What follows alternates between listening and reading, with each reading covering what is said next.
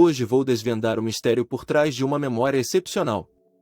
Como é possível que um nonagenário conserve nomes, datas de aniversário e eventos de décadas atrás, enquanto outros são afetados pelo Alzheimer em idades precoces? Quero saber se você pertence ao grupo que recorda tudo ou ao que mal se lembra do almoço de ontem. Será que a explicação para essas discrepâncias reside na estrutura cerebral? Ou será que há práticas que podemos adotar para desenvolver uma supermemória? Os primeiros indícios para solucionar esse enigma vieram à tona quando cientistas revelaram o conceito de superidosos, indivíduos que desafiam as convenções do envelhecimento. Qual é o segredo desses indivíduos? Um exemplo disso é o João, que há alguns dias começou a notar sua memória falhando. Ele entra na cozinha e se pergunta: o que faltou comprar no mercado mesmo? Não consegue se lembrar e frequentemente indaga a filha o que ela tinha pedido para comprar no mercado para o almoço. Se isso soa familiar, deixe um comentário abaixo. É algo que me atinge também.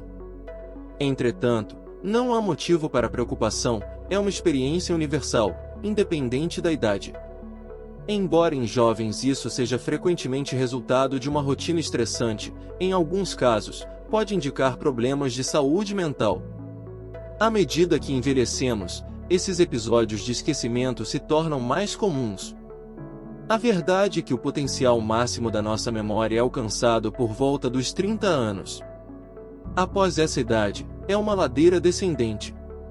A cada ano, enfrentamos uma queda na habilidade de assimilar novas informações e evocar lembranças passadas em detalhes.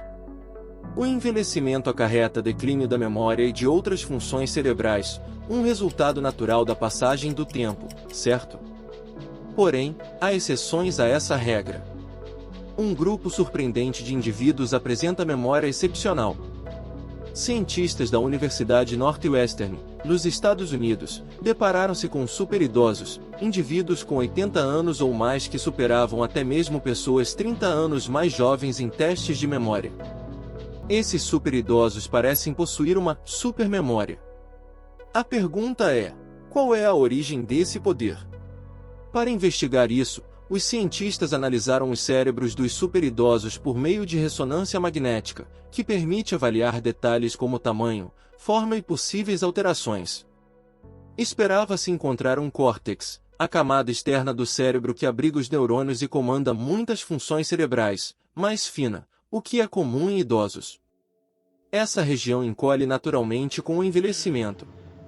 No entanto, o cérebro dos superidosos revelou algo diferente. A espessura do córtex era comparável à de pessoas de 50 a 60 anos, apesar de terem 80 anos ou mais. Ao longo dos anos, o córtex deles encolhia, porém de forma muito gradual. Qual é o segredo por trás dessa diferença? É nesse ponto que entra uma molécula-chave que poderia ser a resposta para a excepcional memória dos superidosos. Trata-se de um hormônio da memória, produzido por todos nós e que a ciência está começando a desvendar. Poderia essa molécula ser a chave para uma supermemória no futuro? A molécula em questão, conhecida como cloto, surgiu em 1997 quando cientistas japoneses estudaram camundongos que viviam somente até 2 meses, comparado aos normais 28 meses.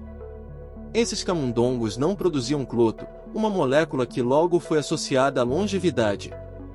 Anos depois, descobriu-se que a cloto não apenas prolonga a vida, mas também está intrinsecamente ligada à memória. A cloto é produzida em células, inclusive no cérebro, e circula pelo sangue e líquido cefalorraquidiano, que envolve o cérebro e o sistema nervoso.